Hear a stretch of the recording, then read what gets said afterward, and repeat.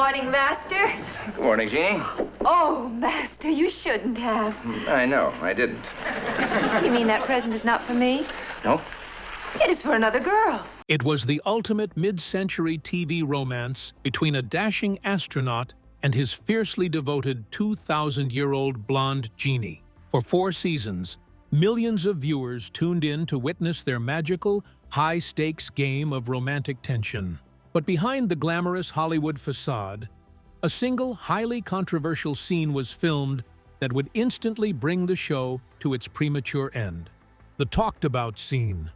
Decades after I Dream of Jeannie first lit up TV screens in the 1960s, it still remains a legendary part of pop culture classics. You could hardly walk into any conversation about classic television without someone talking about the fantasy sitcom. For 4 incredible seasons, the show thrived on the romantic yet hilarious connection between the characters, Tony, an American astronaut who finds himself falling in love with Jeannie, a 2,000-year-old genie. Alongside other interesting casts, the show's entire premise was what kept millions of households hooked, week after week. However, the show made a drastic decision on December 2nd, 1969, that cost them their viewership. In Season 5, Episode 11, titled The Wedding, it was supposed to be the milestone that could have changed the course of the show, but it did in a way that no one expected. In this episode, Major Tony Nelson and Jeannie were finally getting married, but let's just say the viewers didn't like the idea causing a rampage. Behind the scenes, panic set in as the producers of the show knew the public outrage was going to be really bad. The series creator Sidney Sheldon, along with lead actors Barbara Eden and Larry Hagman, explicitly warned the network executives that allowing the characters to get married would destroy the show. They explained that the comedy of the show depended entirely on the secret dynamic and the fact that Jeannie was an untouchable, mysterious entity. But the network waved away the warnings, trusting their own corporate decisions. With the audience reaction proving the creators right within days, the show's viewership tanked like never before. The thrill of the chase vanished completely, and the audience no longer tuned in. Within a few months of that single scene airing, the once high-flying sitcom faced a sudden cancellation by NBC. To understand how Hollywood executives could make such a catastrophic miscalculation, we have to look back at the desperate corporate battle that birthed the series in the first place. Back in 1964, network rival ABC struck television gold with the massive ratings success of Bewitched, a fantasy romantic comedy sitcom. Over at NBC, they needed an idea to cash in on the sudden public craze for fantasy comedies. Prolific writer Sidney Sheldon drafted an original concept birthing the show I Dream of Jeannie, and while the concept was in motion, he set a firm creative boundary known as the anti-Samantha rule. He mandated that the actress chosen for the role couldn't be blonde, mainly because the studio wanted to dodge accusations of plagiarism of the ABC hit show, especially since their lead actress was blonde. When the script was finally approved, casting directors spent weeks searching for the right lead. Dozens of talented brunettes auditioned for the part, yet none of them captured exactly what the script required until Barbara Eden walked into the audition room. Even though she was blonde, her undeniable charisma was what Sheldon had been looking for, making him break his own rule. The backdrop of the series aligned perfectly with the excitement over NASA programs and Cape Kennedy rocket launches in the mid-60s. Placing an astronaut at the center gave the show an immediate connection to the space race mania sweeping the nation. With an astronaut and a magical entity in one series, it was exactly the show viewers were willing to sign up for. As the character Major Nelson spent most of his time frantically trying to hide his supernatural companion from his overly analytical and suspicious boss, Dr. Bellows. Every single week brought close calls and crazy cover stories as Tony protected his military career, his sanity, and his secret life from blowing wide open. It all worked well, as Jeannie stayed an unobtainable, otherworldly creature living in secret. It was their unrequited dynamic that fueled the humor and kept viewers glued to their screens week after week. While the chemistry on screen appeared effortless and magical to audiences at home, the atmosphere backstage was rapidly devolving into an absolute nightmare. Backstage chaos. Larry Hagman, the lead actor, found himself growing increasingly frustrated with his role. He realized that playing Major Tony Nelson meant he was merely being the supporting character, while a glamorous woman in a striking harem outfit captured all the attention. That professional ego clash mixed with intense personal pressure, causing him to lean heavily on alcohol and various substances to survive long production hours. His erratic behavior quickly turned into legendary Hollywood lore through a series of chaotic outbursts. During one filming day, a noisy air conditioning unit kept ruining the audio tracks. Fed up with the buzzing sound, Hagman grabbed a real fireman's axe and violently chopped the machine to pieces, accidentally cutting power to the entire building. On another occasion, he wandered onto a neighboring soundstage wearing a full gorilla suit and shouted profanities to scare off a group of visiting nuns touring the set of another production. It wasn't just Larry's unpredictable nature. Script arguments became a regular part of the daily routine as well. The actor in particular frequently stalled production by yelling at writers and producers if he thought weekly storylines lacked basic humor or logical sense. Tensions reached a breaking point behind closed doors, as NBC executives grew so tired of the constant unpredictability that they drew up active plans to fire him, lining up actor Darren McGavin to take over the role of Major Nelson.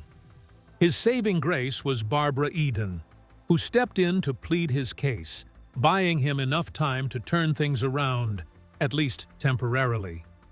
Realizing they needed to find a practical solution, the creative team brought in a professional therapist to help manage the actor.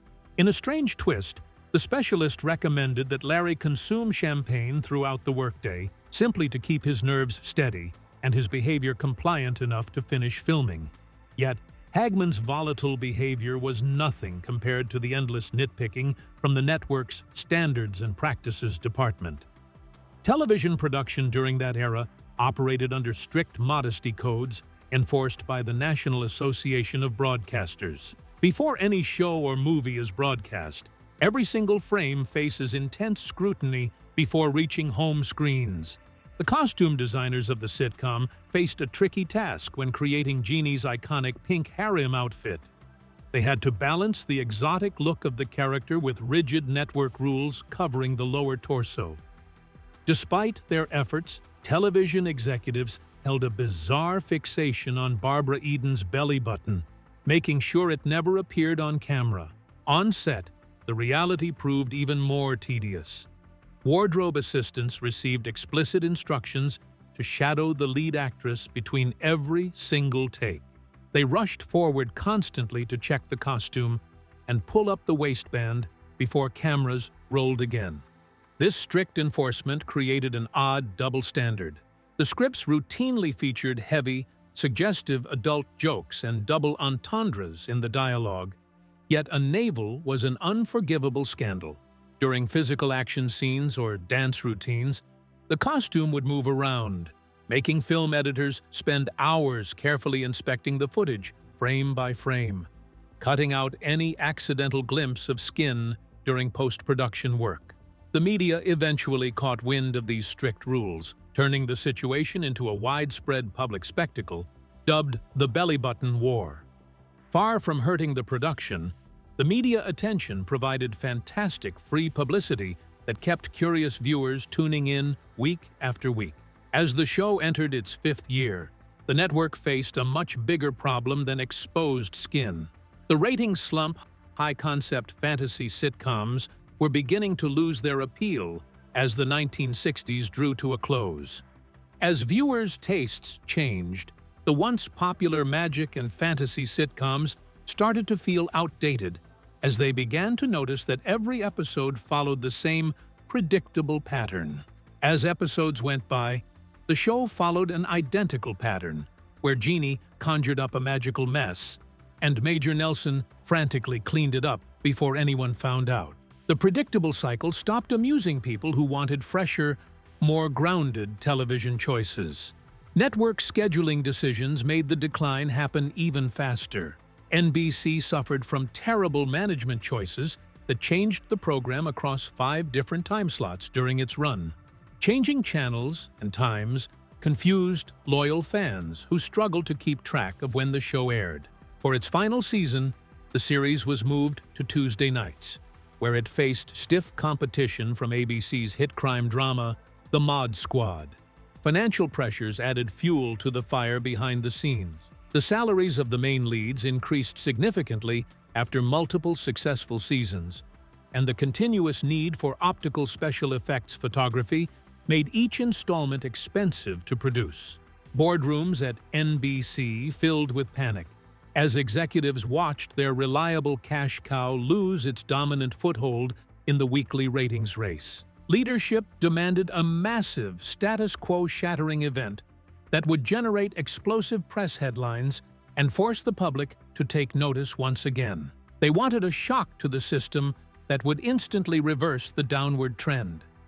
As executives scrambled to save the show, they saw how another NBC comedy, Get Smart, had boosted its ratings with a wedding storyline and decided to try something similar for I Dream of Jeannie. However, it would be the start of the show's downfall. The spy series Get Smart faced its own severe ratings crisis during the 1968 to 1969 television season. Desperate to salvage viewership, producers of the show took a massive gamble and married off lead characters Maxwell Smart and Agent 99. The stunt delivered a massive 37 Nielsen share, temporarily saving the spy comedy from cancellation and creating a shiny new trend inside executive boardrooms.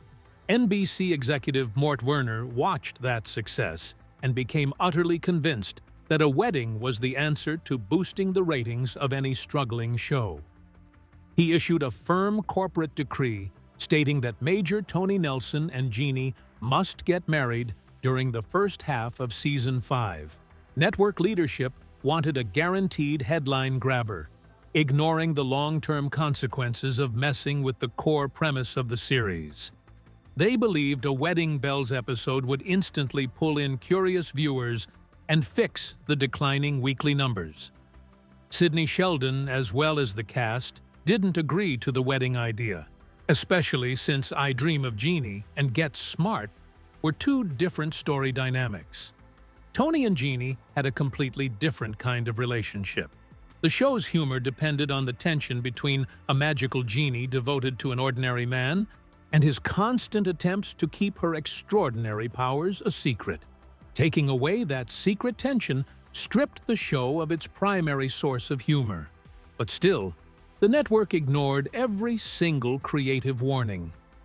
Executives threatened to pull financial backing if the writers refused to deliver a wedding script right away. Forced into a corner, the creative team had no choice but to write an episode that broke every single established rule of the show's universe: the wedding episode.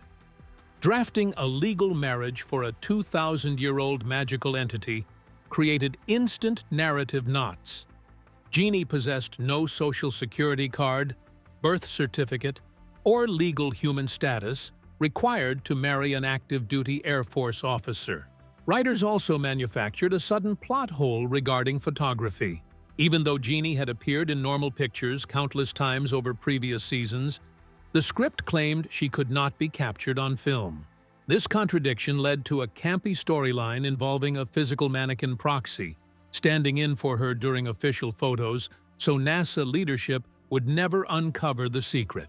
Visually, the transformation hit even harder. Jeannie said goodbye to her signature pink harem outfit and stepped into a traditional white wedding dress, leaving behind the magical, mysterious look that had made her stand out since the series began. Major Roger Healy scrambled around as the ultimate best man, frantically helping Tony pull off a ceremony that defied common sense and government paperwork. On the soundstage, the set gleamed with mid-century floral arrangements, yet the actors wore masks of forced joy. Cast members felt the underlying tension firsthand because everyone recognized the creative direction felt wrong. The wedding episode ended with Tony and Jeannie exchanging rings, a moment executives believed would revive the show's ratings. Instead, it became a turning point.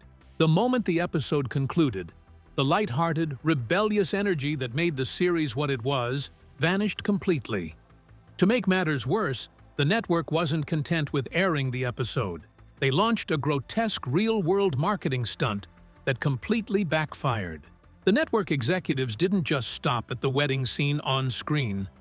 They took steps further and launched a multi-city promotional campaign involving a full-scale mock wedding built specifically for the press corps. Barbara Eden and Larry Hagman found themselves required to slip into full wedding attire, attending a staged reception solely to entertain journalists and flashing camera crews. However, the stunt backfired immediately. Reporters in the room found the entire experience corny, deeply uncomfortable, and painfully forced. Television critics across the country published scathing articles calling out the network for a transparent attempt to buy ratings instead of relying on organic storytelling. Viewers shared the frustration, flooding NBC mailrooms with angry letters complaining that the magical illusion of the show had been ruined long before the actual episode hit home screens. The actors shared the public distaste for the corporate circus. Larry Hagman made his feelings clear to reporters, openly stating that the creative soul of the series suffered a fatal blow for a cheap headline. By trying to turn a fantasy sitcom premise into a real-world celebrity wedding, the network shattered the cozy escapist bubble that fans cherished. When the actual episode finally broadcast, initial curiosity drove decent numbers for a single night. Executives celebrated prematurely, ignoring the steep cliff awaiting them the following week. Just as Sheldon, Eden, and Hagman predicted, the moment the episodic tension came to an end, so did the interest of the audience. The lethal drop. When it comes to romantic movie or series plots, there's a particular pattern that shows viewers stay hooked as long as there's some kind of tension between characters. But when that underlying tension is resolved, it usually ruins audience investment. Barbara Eden noted years later that marrying Jeannie off completely changed the character. Instead of an independent, powerful, supernatural entity, she became a house-trained, traditional wife. The comedy dried up almost overnight because the core conflict disappeared. Tony no longer needed to frantically hide a secret mistress from his boss and the military base. The writers replaced thrilling, magical escapades with mundane domestic sitcom tropes that felt typical and uninspired. Without the thrill of discovery, the unique charm of the premise evaporated completely. The Nielsen's went into a devastating freefall over the final 13 episodes of the season. Casual fans deserted the channel entirely, choosing to watch other competing shows instead. Also, Larry Hagman recalled that the writing quality took a sharp downward slide during this final stretch. The scripts felt rushed, made little sense, and lacked any organic humor. The collapse was so total and swift that the network didn't even bother to give the iconic cast a proper heads-up that they were out of a job. NBC executives quietly pulled the plug on the series mid-run without scheduling an official wrap party or broadcasting any kind of farewell message to the loyal viewers. The final broadcast arrived with zero fanfare or public notice. The series came to an end on May 26, 1970, with episode 130, My Turn to Master. Rather than giving viewers a meaningful send-off, it ended as if it were just another week. Families watched an ordinary storyline unfold on their living room screens, completely unaware that the magical bottle had been permanently sealed for good. The harsh reality of the cancellation hit the lead actor in a bizarre and humiliating fashion weeks later.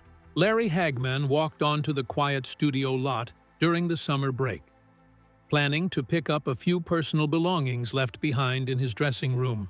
Instead of a warm welcome, a studio security guard stopped him at the gate, casually mentioning that the sitcom had been canceled a while back and studio workers had already packed away his personal items into cardboard boxes. No phone call from an executive arrived to break the news, and no official studio memo ever reached his mailbox to explain the situation. That kind of corporate disregard was common in the early days of television. Network executives looked at shows almost entirely through the lens of ratings and profits, and when a series was no longer delivering, they moved on without much thought for the actors and crew who had spent years bringing it to life. For Larry Hagman, the abrupt cancellation was especially difficult to accept. Frustrated and deeply angered by the casual cruelty of the television business, he stepped away from network television work for several years to process the harsh treatment and continue his career. The cast never got to film a proper goodbye, leaving the entire series to end on a random, unremarkable, episodic note that offered zero emotional closure to the millions of people who tuned in every single week. It wasn't long before the actors learned firsthand that network loyalty existed only as long as the weekly ratings charts remained high. When the ratings declined, the network quickly canceled the show, treating the people behind it as if their years of hard work meant nothing. But the ultimate insult to the legacy of I Dream of Jeannie came just weeks later, when the studio ordered the demolition of one of television's most iconic sets. The ruins of Jeannie's world, since the show had ended and the actors and the members of the cast and crew had gone back to their lives, what was left of the show was the interior set, which had been standing for months, incurring continuous overhead storage fees. To make room for new productions and cut costs, Screen Gems executives ordered the sets to be torn down and thrown away, including the famous oversized velvet-lined interior of Jeannie's bottle. Instead of preserving the sets, props, and costumes for future generations, the studio ordered nearly everything connected to the show to be destroyed. At the time, television syndication and preserving production memorabilia weren't seen as valuable business opportunities, so the materials were simply treated as things to be thrown away. Crews moved in with sledgehammers to tear down the interior sets, representing Major Nelson's famous mid-century Florida home in Cocoa Beach. The living room walls, the kitchen, and the iconic master bedroom disappeared into piles of splintered wood and twisted metal. The props weren't spared either. Most of the hand-painted Jim Beam decanter bottles used on the show were simply tossed into studio dumpsters. Barbara Eden managed to save just one of the original bottles after stepping in before the rest were destroyed. The costumes suffered the same fate. Most of Barbara Eden's iconic pink silk harem outfits were either tossed out or abandoned in damp basement storage, where moths and water damage destroyed the ones that remain. No one on the executive team recognized that fans would one day view those items as treasured pieces of pop culture history. The studio wiped the sound stages clean of any physical evidence that the series ever filmed there, leaving behind empty rooms and silent hallways. While the physical sets were reduced to ash, audience tastes and network priorities were changing in ways that would have brought the show to an end anyway. The 1970 cultural shift, with the wave of whimsical genres of one television season declining during the 1970s, it became an industry change that broadcasting history remembers as the rural purge. Networks systematically targeted and canceled high-concept whimsical programming en masse, The shows that once dominated the ratings charts like Bewitched, The Beverly Hillbillies, and Green Acres were suddenly seen as outdated relics of a naive, simpler decade that the country had already left behind. The cultural appetite moved dramatically toward realism. A new wave of gritty, socially conscious, and grounded television spearheaded by visionary producer Norman Lear took over prime-time slots. Groundbreaking programs like All in the Family, MASH, and The Mary Tyler Moore Show replaced magic tricks, talking animals, and bottle-dwelling spirits with sharp, real-world commentary tackling politics, civil rights, inflation, and everyday domestic struggles. Viewers wanted television characters who reflected the actual friction of daily life, rather than glossy escapism set on pristine studio backlots. At the same time, network advertisers desperately coveted a younger, urban demographic that held significant purchasing power. This emerging audience completely rejected the space-age fantasy tropes and campy humor that viewers used to enjoy in the era of Major Nelson. America changed rapidly under the heavy shadow of the Vietnam War, growing far more cynical, questioning authority, and seeking genuine emotional resonance on screen. In that new landscape, a magical genie granting wishes on a military base felt entirely disconnected from the national mood, appealing mostly to rural or older demographics that corporate executives no longer prioritized for lucrative advertising dollars. Cultural irrelevance spelled doom for any program refusing to adapt to the new rules of engagement. Even without the forced wedding storyline destroying the core romantic tension, I Dream of Jeannie lacked the organic traits required to survive the cynical new television era. The premature marriage plot did not create the final downfall on its own. Instead, the wedding simply accelerated a death sentence that changing cultural tides were already preparing to deliver to fantasy television as a whole, proving that time waits for no one, and in this case, no sitcom. However, this multi-million-dollar corporate failure taught Hollywood an invaluable lesson that forever changed the way television scripts are written today. The sudden cancellation of I Dream of Jeannie quickly turned into a mandatory case study taught in writers' rooms and network boardrooms across subsequent decades. Industry veterans codified a sacred golden rule for episodic storytelling. Never, under any circumstances, resolve the core romantic tension too early in a television run. Network creators took careful notes from that historical miscalculation. When the 1980s arrived, smash hits like Cheers actively avoided falling into the same trap. Writers kept millions of viewers hooked week after week by constantly throwing obstacles in front of Sam Malone and Diane Chambers. They chose to maintain ongoing narrative friction to keep the relationship running smoothly, instead of settling the characters down in boring harmony too soon. Years later, creators David Crane and Marta Kaufman deliberately subjected television audiences to 10 full years of Ross and Rachel frustration on Friends, specifically citing older sitcom failures as their primary warning. They understood that giving the audience permanent happiness too quickly destroyed the weekly mystery of whether the couple would eventually figure things out.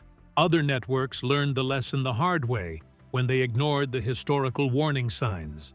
The 1980s detective series Moonlighting famously crashed in the ratings the exact moment lead. Characters played by Bruce Willis and Sybil Shepherd finally slept together and committed to a relationship, proving the original Genie curse remained very much active and dangerous.